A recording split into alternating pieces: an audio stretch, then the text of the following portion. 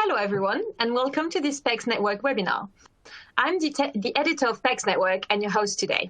Today's webinar will offer attendees the information they need to recognize and avoid 6 common process automation mistakes. Our presenters today are from OnSpring. We have Patrick Gregg, Solutions Engineer, and Jason Rolfe, Vice President of Solutions. Together, and the occurrence of these mistakes proactively, and how to adjust course when feeling the effects of one or several of those mistakes. Before we get started, I would like to quickly raise a couple of housekeeping points. As this is an interactive webinar, you can send your questions for Patrick and Jason via the Q&A box at the bottom of the screen. Submission, and we'll aim to ask these questions during the Q&A session. Please make sure you click on the submit button as well, otherwise we won't receive your questions. Issues, please write them into the Q&A section and we'll get to them right away. So, with the housekeeping out of the way, I'd like you to hand over Patrick and Jason to today's webinar. Great, thank you, Alice. Really appreciate it. So welcome, everyone. Thank you to everyone who took the time to be with us today. Really excited to be here. As Alice mentioned, my name is Jason Rolfe. I'm the Vice President of Solutions with OnSpring, and I'll be one of your hosts today for 6 common mistakes to avoid in business process automation. We hope you find this webinar to be informative. Hopefully you haven't encountered too many of these issues or concerns, but if you have, certainly the goal here is to, kind of come together as a collective and see what we can do to head those kind of things off at the pass or avoid them from happening altogether. So just to start with, we're going to do some quick introductions. Again, I'm Jason Rolfe, Vice President of Solutions here with OnSpring. OnSpring, we are a provider of a cloud-based no-code business process automation platform. So we have a lot of experience with automating a wide variety of processes across a number of industries, a number of disciplines. That's the experience we're trying to bring with you today. I myself have been in the professional world for over 20 years. The last 12 have actually been spent in the technology world, helping organizations design, build, and implement solutions to their most pressing business problems.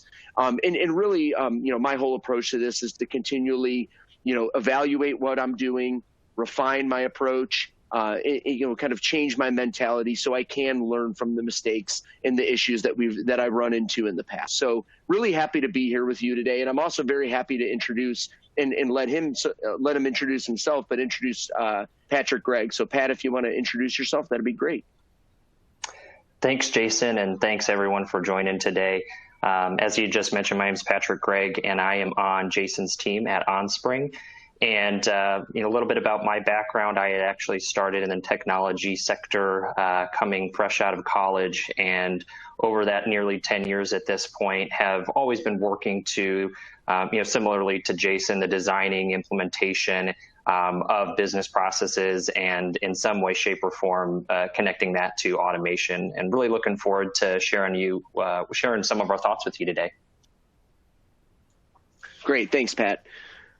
All right, so just to kind of set the stage before we get into the presentation, it's very likely in this day and age that we're all in our work lives dealing with some level of technology. Even something as simple as an Excel spreadsheet is a technological tool, something that we can use to organize our information, present it out to other individuals through reporting, and make sense out of the jobs that we've been given. And as I'm sure we're all also aware, is that technology is advancing very rapidly, and there's an influx of different tools and different capabilities in the market, lots of different options for you guys to choose, should you decide to go down that path of maybe advancing or improving your own technical footprint, the way that you guys manage your processes from a technical standpoint. So instead of kind of coming at this and saying, here are all the things you should do when you automate your business process,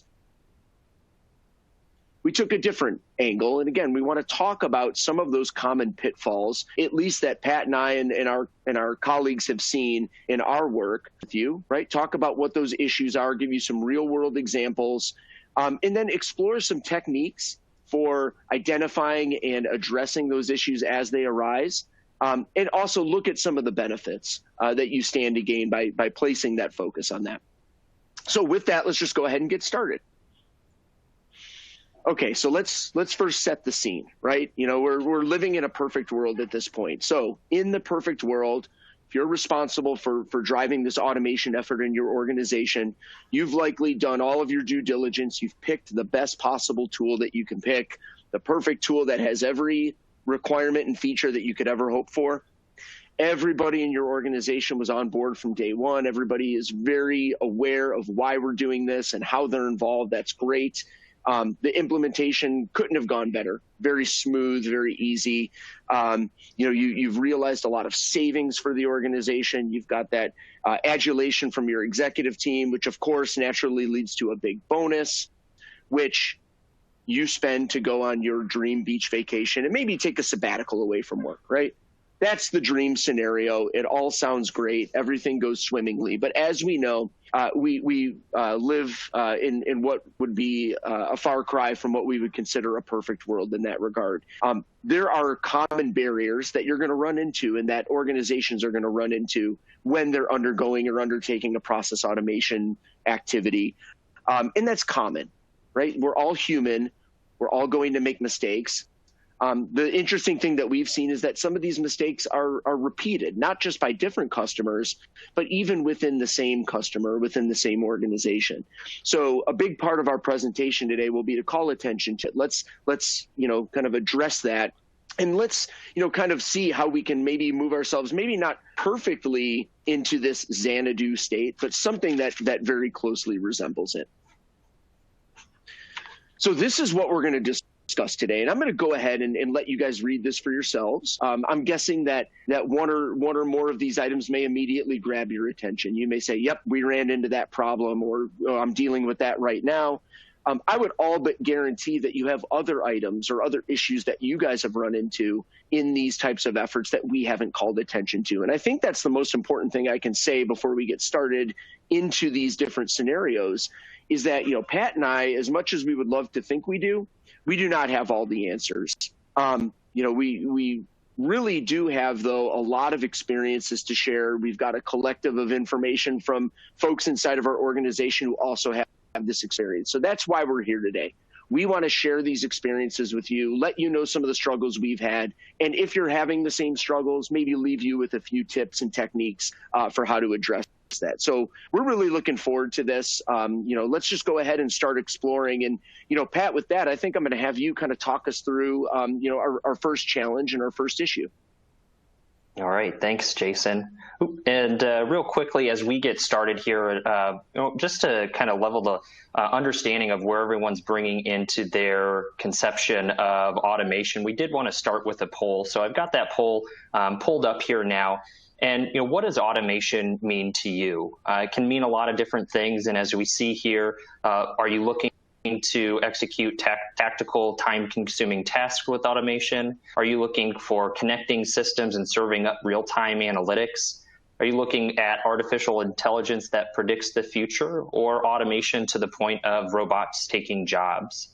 So we'll give you a quick about 15 or so more seconds to go ahead and respond to those and make sure you hit that submit button. But just so that we have a little bit of an understanding going in to where everyone's coming at in their thoughts of automation.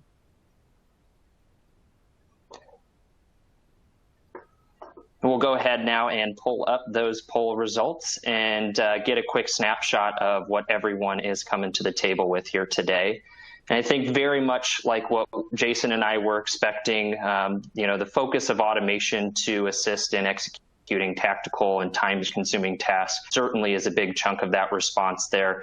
Doesn't look like we had any responders on robots taking jobs in terms of automation, but I think this really was kind of what we were expecting in terms of distribution and lends itself well to the focus of today's presentation. So as we get into that first item around thinking automation will do everything for you, you know, proposing that as, you know, what does that look like? And one of the best ways I think that we can, you know, think of in terms of the idea of automation doing everything for you is around magic and witchcraft. The idea of buying a new automation platform and expecting that to be a plug-and-play tool that automatically maps your data, builds out your processes, and ultimately does everything for you. Now, in reality, that's not always going to be the case. And we certainly have come across scenarios where we're interacting with clients. And one in particular, during the implementation process, one of the team members came to us when we were discussing data migration, and they told us that they believed that any Excel spreadsheet should be imported into our system, any format, and that the output would be read by the tool. All the data would be mapped, processes would be built out. Really, they just wanted to jam data in and expect the tool to do the work. And I think that you can understand with that expectation, that really is a bit of magic and a bit of witchcraft that was expected of our tool. But in reality, we did have to have that tough conversation that we still have to outline the business process, map the data fields from that current data set to the new solution. And importantly, around automation, ensure that we're writing the business logic to apply that automation to the process. Now, again, it was unfortunate that such a unrealistic expectation didn't pop its head up until kind of midway through the implementation. Ideally, that's something that we would be a little bit more aware of upfront in that evaluation process. But it's something that is certainly, unrealistic expectations are certainly going to occur throughout that process. So if that is something that you find yourself in that scenario where your understanding of the tool and the functionality available is not meeting the reality there, taking a pause and identifying that most critical process of your the most critical path of the process you're trying to automate is going to be a key step. And when you're taking a pause or you're stopping to reflect when you're implementing a new solution, that can be a bit of a hard pill to swallow. You're probably looking for a quick implementation, a quick ROI after you received budget for the new tool, but identifying those pieces and breaking that out into chunks to understand how you're going to automate the process and how the solution is going to tackle those smaller and more digestible chunks. So that's going to give us the ability then to better understand the full functionality of the solution if there was some unrealistic expectations coming in. But as you're building that out, it's also going to provide you the ability to see results and see that see the benefits that brought you to the table around the tool in the first place. So in order to prevent this entirely, bringing those expectations in, bringing that breakdown of your processes, understanding those most critical paths into that evaluation process is ultimately going to be a pretty critical understanding there. If there are certain levels of functionality or certain expectations of the tool, like our client expecting to jam that data in our system to be able to read and map everything, that needs to be discussed much more upfront to resolve any of those expectations. And by bringing that into that evaluation process and more upfront in the implementation, having that proper expectation between both the individual who's expecting to use the tool as well as the supplier is going to make for a better, smoother, and a more efficient implementation process.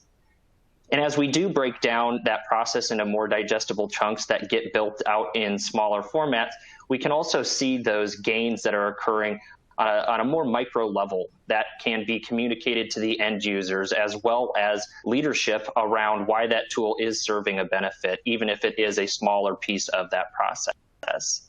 And very much like I had mentioned there, going into that evaluation process, understanding your needs, understanding your process, the data, and the expectation is all going to be that benefit that you're provided by bringing that much more upfront into the evaluation process.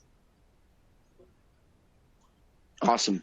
Yeah, thanks, Pat. It is interesting. The expectation that you have for what a technology can do.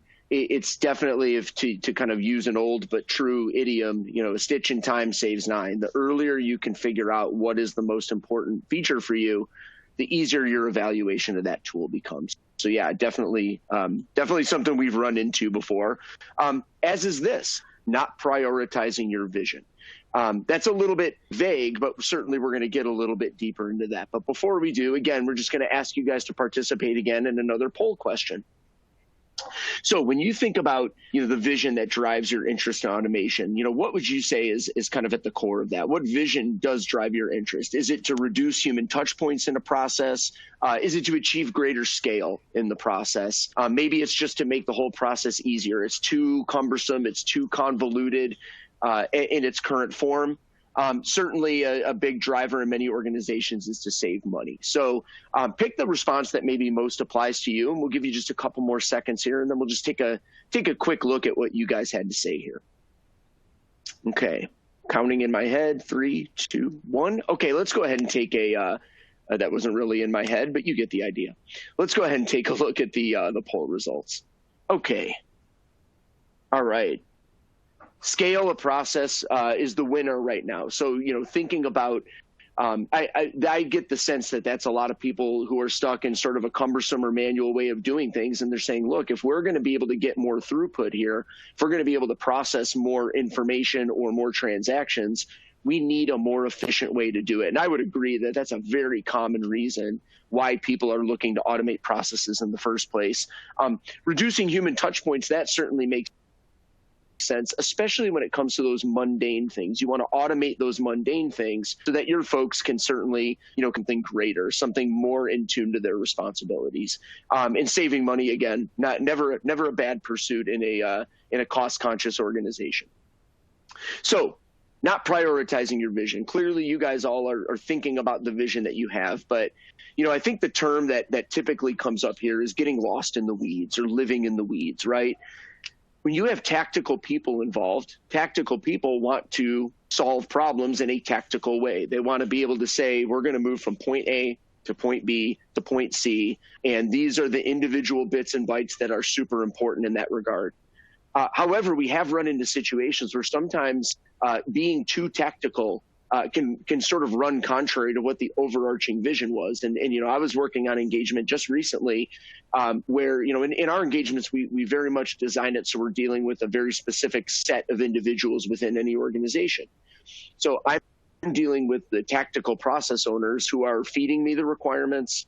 We're building out the solution. We're returning the information back to them. They're validating every step along the way, what they want the review process to look like.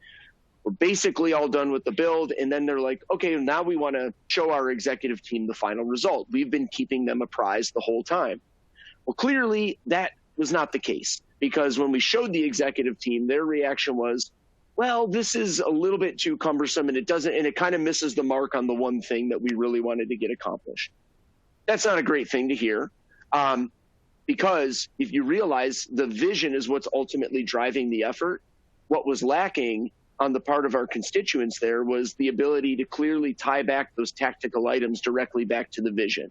And that's what we would always recommend, right? If the process owner's vision doesn't match that of the executive team, you're going to have a problem, right? And in this case, I think we may be overstating the reality a little bit here. Process designers only think about their own specific needs.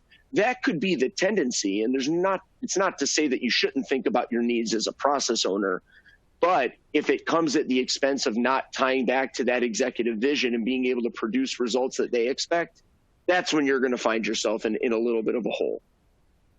So what can be done about it? Well, the very first thing, maybe it's very simply stated, but it's also very, very fundamental and important.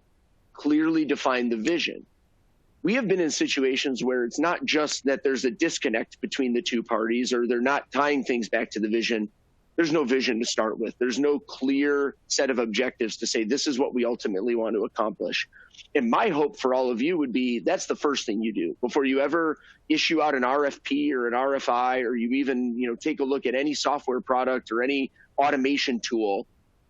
Know what you want to get out of it, because if you do that, that can become sort of the guide point or the beacon that drives everything else that you do, every other plan, every other step that you make along that journey. So clearly defining that vision and making sure everybody else is aware and on board with that, great first step in any point in time. And if you're in the middle of a process and you find that the vision's a little murky or a little muddy, just what Pat said, stop and make sure that that's well known among all of the key stakeholders. It's always hard when you are trying to, demonstrate this ROI and get things done rapidly. That's the whole purpose. You're trying to get more throughput and make things happen faster. But really, kind of to go back to that same idiom, the stitch in time saves nine. Taking that time and effort up front to really think about how you're going to accomplish that goal is really one of the most important things you can do. It's going to make sure that every tactical thing you do along the way in accordance with that project has some clear tie back to that vision or some element of that vision. So there's always a clear understanding of why are we doing this? Why are we implementing this piece of it? Why are we doing it this way? If you have that tie back, it's always a pretty easy answer. And then what do you stand to gain from that? Well, I think you'll see this first one is kind of a common theme, a clear, common understanding of what that overall objective is. That's just getting everyone on the same page from the start. And what that can ultimately lead to, for those of you who said you like to save money, shortening that evaluation and implementation timeline. Because if it's known pretty clearly what you need out of a tool, it's going to be much, much easier for you to go through that evaluation process. It's going to be much easier to determine what those key requirements are. And then you're going to have this happy byproduct of a solution that's designed to meet your specific needs. All right, and so Pat's going to take us through number 3, which is definitely one of our favorites, and we see this happen a lot. So go ahead, Pat. Yeah, thanks, Jason. And I think, some of your comments there around that, not having a vision, to your point of, trying to automate the mundane. A lot of times we've worked with clients where they start to see the value of automation and they're wanting to just apply it out to everything. And to me, this looks a little bit like that old board game of Mousetrap, where you have a lot of little processes or little components that combine to create an end result. But there's complexity in that. And in the over automation, you can create complexities that have a negative impact on kind of that overall result or output.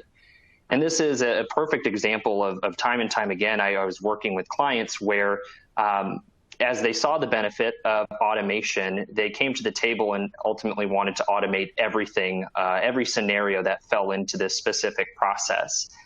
They would come and say, this only happens a handful of times a year, but we'd love to get that built in, automated so that we aren't having to touch that. To your point, Jason, I think some of those things might have been a little bit mundane.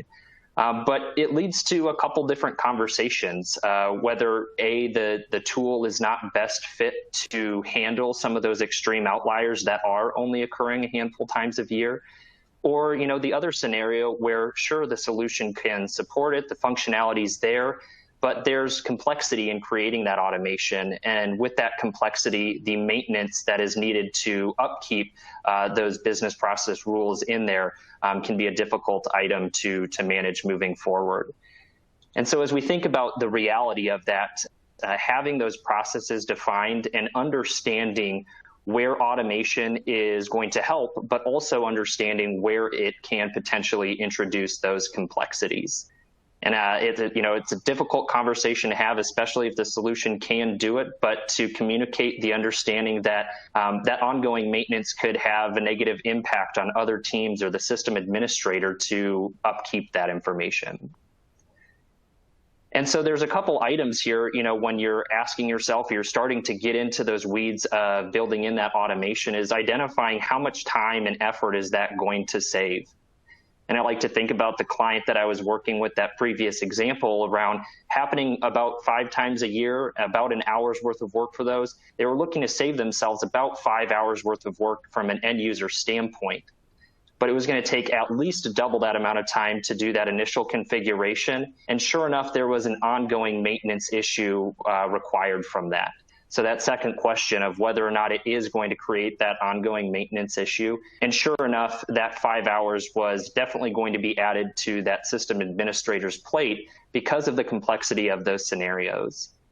And it's an important thing, I think, as well, to remember that there's always going to be value of having humans involved in a process in some way, shape, or form. In this specific case, the subject matter expertise of those individuals was really best suited for those unique scenarios, those unique outliers in order for those to be able to be completed efficiently. And so as we think about some of those key benefits, as we're automating some of the core time-consuming tasks, a lot of the repeatable items, you're freeing up that time that hopefully the outcome of that is those unique few times a year tasks are not so time-consuming because they have more time by automating some of some of the major things happening throughout the year. And going on as well about having some thoughtful input from key personnel, a lot of times being those subject matter experts who really should be involved in some of those processes.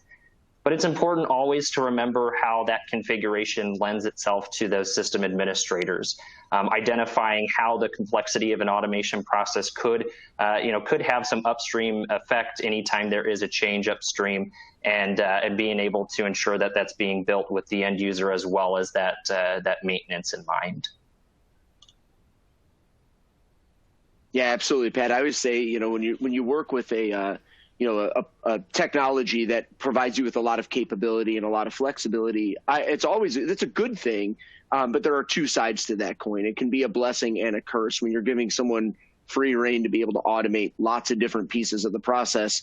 You can see that, strung together the wrong way, some of those automation elements can become almost more trouble than they're worth. So definitely considering that human element is super important.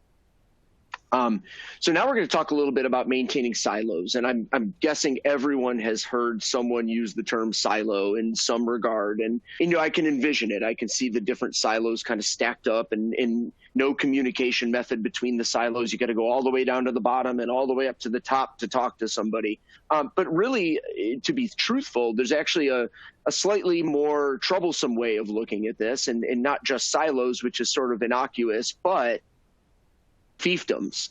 And the reason we bring this up is, even in the same organization, what we have noticed on a lot of engagements is that there are these, seemingly kind of factions, these seeming factions within an organization that appear to be at odds with one another.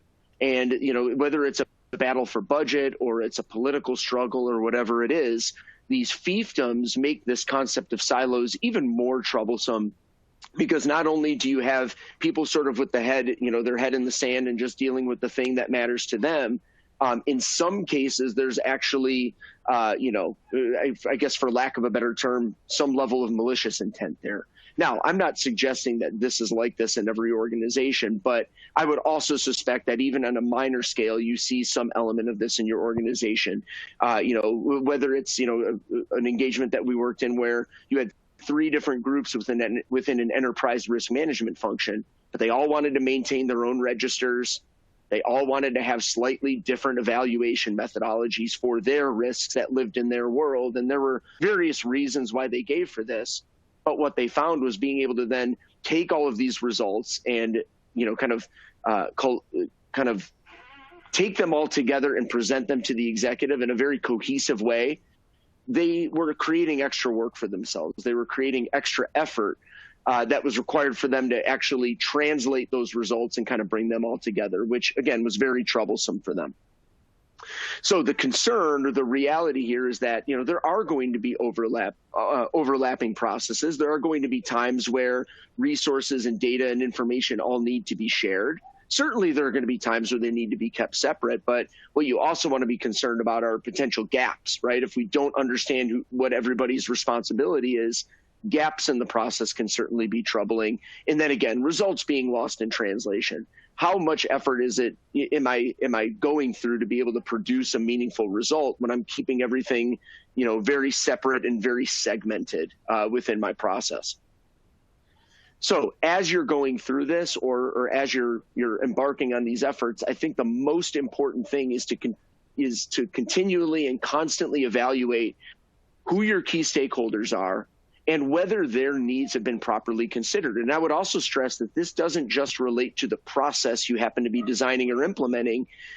Think about that sort of black box concept where you may have inputs to your process coming from some other group. You may have outputs that another group is relying upon. Maybe there's no technical handshake handing that data off from one to another, but at the very least, to understand who might be relying upon you and who you would be relying upon to be able to manage an effective process is going to be super important, because you can automate processes and make them really fast. But if you automate a bad process with bad inputs and outputs, you're just doing bad stuff faster. And you don't want to find yourself in that situation. So really thinking about who all of those key stakeholders are end to end, and just considering their needs throughout the process, keeping them involved, is going to help break down those walls and get everybody working together. And of course, what you stand to gain from that, having that same understanding, every key stakeholder has been considered. Their needs are being considered, and they're going to get what they need out of this process.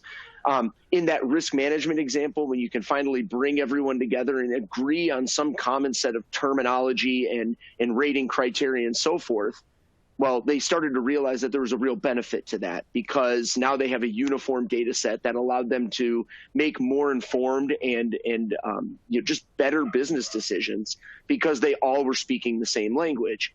And when you have that clear, it's interesting, I love the use of our two words here, the division and connection of responsibility. Both of those are very important. You want to make sure that there is a clear division so that everybody knows what they're responsible for, but also a clear connection. Again, eliminating those gaps and overlaps and making sure that everybody understands what their input, what their output is, and what they kind of, what role they play in the process. Yeah, Jason, and I think, I think as more and more processes and more departments are adopting technology to assist themselves, and as you mentioned when we kicked off today, how quickly technology is advancing, the ability to connect these systems together. It is almost a requirement of breaking down those silos to better have your input, your process, and your output being able to work with potentially those other technologies and other departments. Now, I'll be honest here. This one that I'm about to cover, this one hurts my heart a little bit, because I think we've all seen, or at least are aware of, how much this can impact an implementation, but not planning for legacy data. And this is certainly something that, at OnSpring, we certainly try to bring this up into the evaluation process as well as throughout the project itself. But a lot of times, clients might change their mind on what they're wanting to do with legacy data, or they're tabling it till later in the project intentionally. But a lot of times this can lead to some, a shift in the momentum of a project as you're building out new processes, as you're seeing the value and the benefit of the tool that you're implementing, and getting to this stage and identifying that there's additional data that you're wanting to get into the system. It can slow things down. It can slow the momentum. And I like to think of this here, the client that I'm thinking of specifically, that it certainly was a bit of a frustration point for them, is that towards the end of the implementation, they were looking to upload nearly 100,000 historical records. And this was something that was kind of sprung on us a little bit. And when we started to evaluate the data that they were looking to get, they had made quite a bit of changes to their processes, the data elements, introducing new data elements into the technology that we were developing and getting ready to implement. And unfortunately, it was not going to be that scenario of just jamming data in and getting this perfect output. So it was a bit of a realization for them that they definitely needed to take a step back and identify, was that near 100,000 records an absolute necessity? And so this is something that we certainly, had to have a conversation with them as we had redesigned processes. We had redesigned those data elements, and work with them to really understand what was critical and what was needing to be done in order to clean up those records, in order for us to be able to ingest that and support that for their historical reporting needs. Now, this is something that I think, certainly much more upstream in the process, you're going to need to identify what, if any, historical records are necessary for migrating over. But very importantly, not waiting till the end, as we can see here. One of the critical things is understanding what output do you have of that historical data. If you're using an existing technology, what does that support in the output that you can get? it's going to need to be a consideration in your implementation process to understand what that output is, and that as a little bit of a guidance on how you're designing and developing your new processes to ensure that it will be usable, will be ingestible in the new implementation that you are working through. So certainly understanding what level of data do you need. There may be some folks who do expect every single record of the historical Excel or technology to be ingested into the new technology. And then there's folks that might say, forget that, we're going to have start from a clean scratch. And there's probably a little bit in the middle there where most of us are going to find themselves, but understanding what level of data you are going to need. And as I mentioned earlier, critically understanding what the output of that current data set is.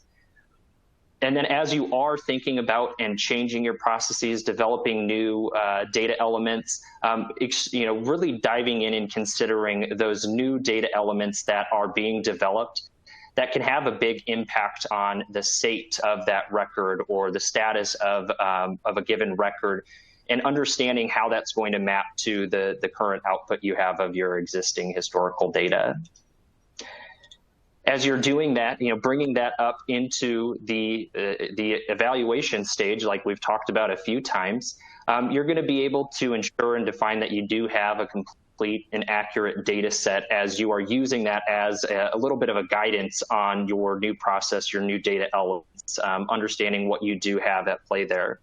Obviously, for those reporting needs, being able to bring that in and ensure that you can have some of that continuity, have that report of historical data alongside the new data being used within the new system. And sure enough, there, the continuity of the systems, the continuity of the expectations of even the end users when you are bringing that data migration much further up into that implementation process. Great, thanks, Pat. Yeah, legacy data migration is always a fun one, and actually, if you put the proper amount of thought into it, if you're like me, and not everyone is, if you like puzzles, it's sometimes a very fun puzzle to solve. But solving a puzzle when you can see what the result is versus solving a puzzle without that box to go back to, two different things. So having that clear kind of perspective on what data needs to be there and in what form does it need to be in is going to be very important. Okay, last challenge that we're going to get through here today is something that is certainly not unique to what we're talking about today. Ineffective communication. I think this is something that's just part of being human.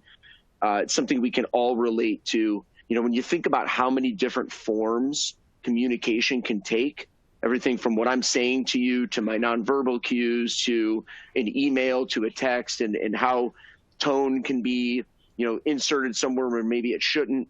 The number and just the vast amount of ways that we can communicate also opens up a real potential for getting or sending misleading messages. So certainly it's not going to be, or this is certainly going to be a common pitfall that you are likely to see in these types of efforts. And I always kind of think about it, again, maybe this is a little more sinister than just general, ineffective communication, but almost like having a gag order. Again, it seems that most of our, most of the challenges that we've run into result when we're maybe just dealing with the small core group of people. But in this case, implementing a large-scale compliance program for a Fortune 500 company. And again, we were working with a very, small and dedicated group of stakeholders. And that was at the client's request. They wanted to drive the process through. And we went through this couple of month effort to build their data, to build their solution, to migrate their data, like Pat was talking about. And then we get to the point where they want us to present the new solution to, about 35 or 40 stakeholders who are going to be daily users in this solution. And I was kind of shocked to see that, maybe about half of them were kind of caught off guard. They were like, well, what is this new solution? No one told us we were going to be doing this. And, I'm the guy standing up there at the podium. So I'm like, well, I don't know what to tell you there. This is something that was to be communicated through your team. But you could see the angst and you could see the concern on people's faces. Now, the good news is we were able to finally kind of bring them on board, but it slowed things down. I think, it would have been a much smoother implementation had we engaged those folks right at the very beginning of the process, had we, kind of sought their input on these things. So again, ineffective communication, poor communication, it can lead to, people being left in the dark. And when people are left in the dark, they can become confused, they can become agitated, and ultimately they may resist. And the last thing you want, if you have this large-scale effort or even a small-scale effort to automate an element of your process or an element of your organization, is to encounter resistance. Have people who take things offline and go do things their own way, or just flat out refuse to buy in. Now, I realize that it's within your job responsibilities to work within the new system, but as you all know, there are different ways to demonstrate this resistance. And what it does is it just degrades the quality of what you're trying to do. It pulls away from that vision. It pulls away from those benefits that you're looking to gain. So when you think about ways to address this, whether, again, it's in mid-flight or we're at the outset of the engagement or what have you. It says identify influencers, right? I like to look at this as we identify the influencers and those who are influenced, right? Maybe they both fall into that same bucket, but let's think about who has the potential to influence this process and who is going to be influenced by it, whether they like it or not. Well, a really great way to kind of eliminate the challenge of ineffective communication is to actively invite them into the process. Open up those lines of communication. Whomever on your side is running the engagement or leading the effort, make them available or give these folks a sounding board or a voice to be able to express concerns or ask questions or offer ideas into the process. Because as we all know, when people are actively involved in building something or in contributing to something, they're going to be more likely to embrace it and to want to be a part of it and to want to see it succeed when they have a part of themselves in it. But making sure to not just do that at the beginning, like, hey, we really want to consider your needs, and then 6 weeks later show them the finished product. Check in with them along the way, give them those touch points, set those expectations that, hey, we want to make sure that you're getting all the information that you need so that we're not springing anything upon you at the very end, which is always a good way to go. That was another engagement I just finished where this was the exact approach they took. There were multiple touch points with the primary stakeholders. And by the time we went live with it, it was barely a blip on the radar, which was really nice. I think the last message I would want to leave you here before we talk about a couple of quick benefits is, I think we can all agree that no one likes to be left in the dark. And when you're talking about someone's job, someone's career, something that is directly impacting someone's livelihood, there's enough stress associated with that of doing your work, every single day without being, made to feel like you're being excluded or left in the dark. So that is definitely a challenge to really address head on. Again, I think that common theme is just everybody understands what the goal is. You're going to get buy-in. You're going to get, have an easier rollout, and you're going to have a more successful solution rollout if you've got people engaged in it from day one. Okay, so just to kind of recap, we've gone through these kind of 6 ideas or these 6 pitfalls that Pat and I and our teammates have run into over and over again. And certainly we want to make some resources available to you. So, feel free to visit us at onspring.com if you want any access to some of our best practice guidance or have any other questions. We're more than happy to answer those now. I think a couple of questions have come in. Before I turn it back over to Alice to ask a couple of questions, just want to say thanks to the PEX Network again for inviting us here, and certainly thanks to all of you guys for being participants today. So Alice, if there are any questions, Pat and I are happy to address those at this point. Great. Thank you so much both for that presentation. I thought that was really insightful. So we do have a few questions that have come in during your presentations. So Paolo from Posy Paolo is asking, based on your experience, is there a sort of ranking of these 6 typical mistakes in businesses? Yeah, that's a really great question. If and thank you for the question, Paolo. If we think about, all that we've presented, I think a couple of these that we've presented are certainly specific to this concept of building and getting technical and automating a process, going through the project and all those things. Honestly, Paolo, if I had to say the number one issue that we have run into, it's definitely that last point, the ineffective communication. If I had to rank one at number one, probably followed a little bit closely behind that by the concept of the silos and the fiefdoms, and then maybe not prioritizing the vision. And I think the thing that those three have in common for me are that they all really kind of get to the heart of the fact that there are just humans involved in these processes, and that's the common thread throughout any process automation activity. It's not the technology, it's not the process, it's not the data, it's the people. And I think anything that has to do with kind of how we behave as humans is going to ultimately bubble up as probably the most common set of issues. Pat, I don't know if you had a different thought on that. Yeah, I think for me, that vision is pretty critical. Is having that vision, for me, kind of takes it that step out of what you were talking about earlier and just being maybe a process owner looking at the very specific in the weeds, level. And I think by having that vision, a lot of times that is typically including a larger group, maybe including some executive leadership or some sort of champion to assist in that project. And a lot of times I think that additional level of leadership can help break down those silos and can help have an impact, a positive impact on ensuring kind of a lot of these mistakes are at least at some level addressed. Perfect. Thank you both.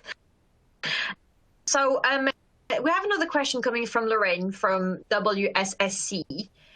Lorraine is asking, how do you...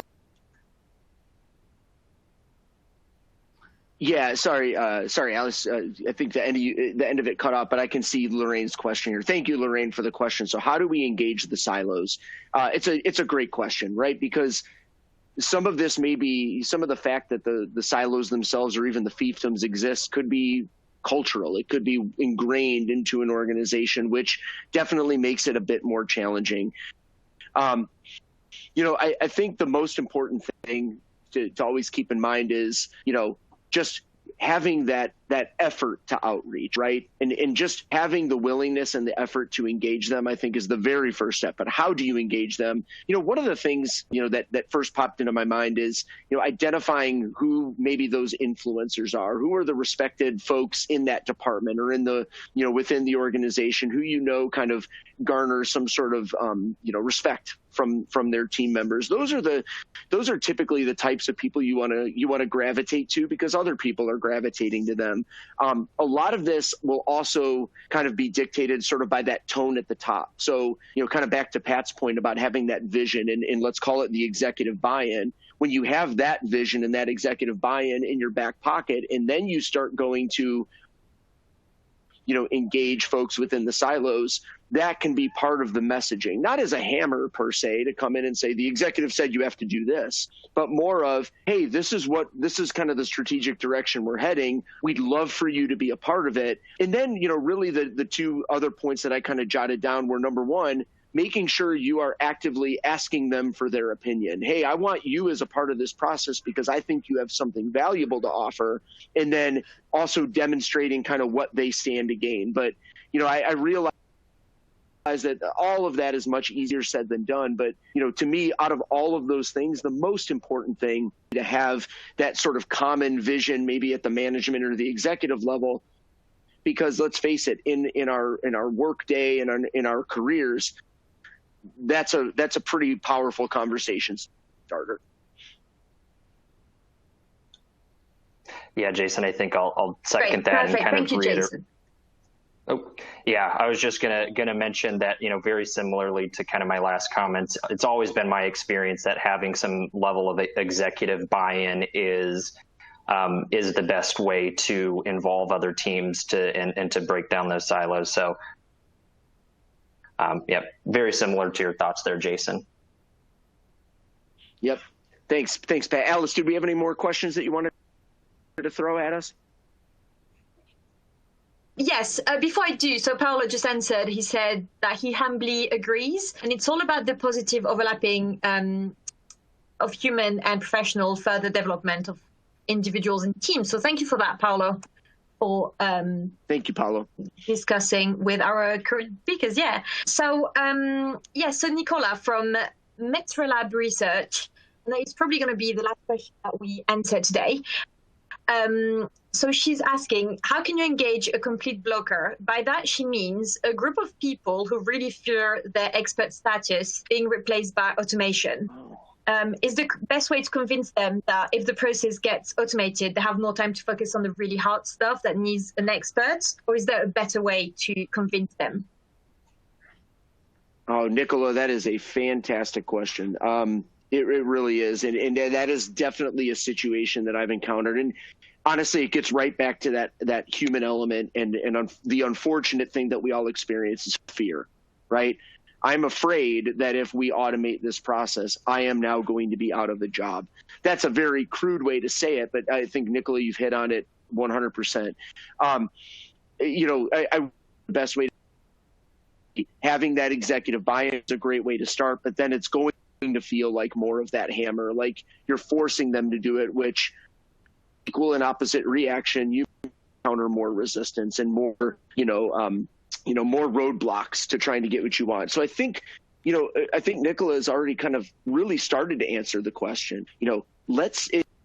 It ties back to something I said before, but let's show you what you stand to gain from that. I realize that that's sort of the easy way, and that's something that a lot of us go to, is to say, well, if you don't have to do these mundane things, you get more time to have that, to demonstrate your expertise and to focus on those things that are more challenging and more critical to your function. But for a lot of folks, especially those that are showing resistance, it's like, okay, you have to prove that to me. So in that regard, what we do a lot in our lives, in our day-to-day lives, is, hey, maybe you haven't completely bought into this tool as being a thing that can help you. What if we just focused on one specific problem you're having, and let's just really laser focus on that? Let's see how we can find a quick win for your team, or show you how your team can very quickly and easily benefit from this, getting your input into that along the way. So let's say you're thinking about a large-scale process automation effort. If there is a piece of that process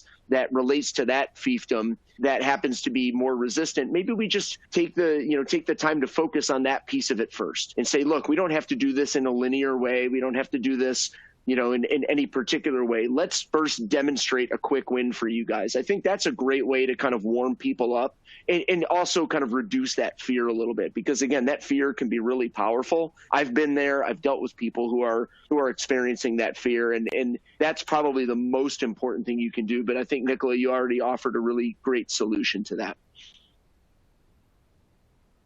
Pat, I don't know if you had anything else to offer there. Just kind of in addition, and bringing us back to one of the poll questions from earlier, that a lot of folks joining today, are looking to scale a process, and some of that, I believe, is that there's growth, that there's additional work, there's more business to be done, that highlighting where the automation can help reduce the workload of a given task, but also showing maybe some of those individuals who are fearful of losing a job, helping them to understand where their expertise can be expanded out into other areas. Just kind of tying that back to one of the major areas that folks are looking for some automation in that scaling of a process. I think there's always an opportunity to, at least in my experience, there's always going to be work to be done. And if you have an opportunity to help guide somebody on where they're going to provide value elsewhere, you can help kind of break down some of that fear a little bit.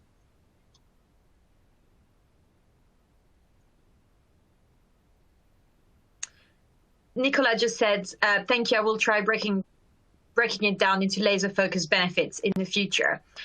So thank you very much for these answers. They were really insightful. And unfortunately, that's all we have time for today.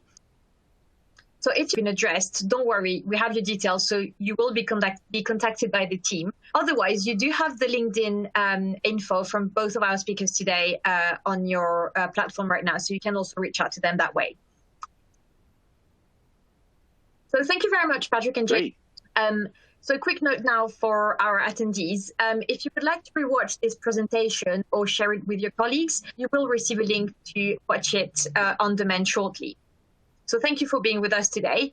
And remember to check out the list of our upcoming and on-demand webinars at process.com. So thank you, Patrick, and this today's webinar, and we all look forward to seeing you soon. Thank you, everyone.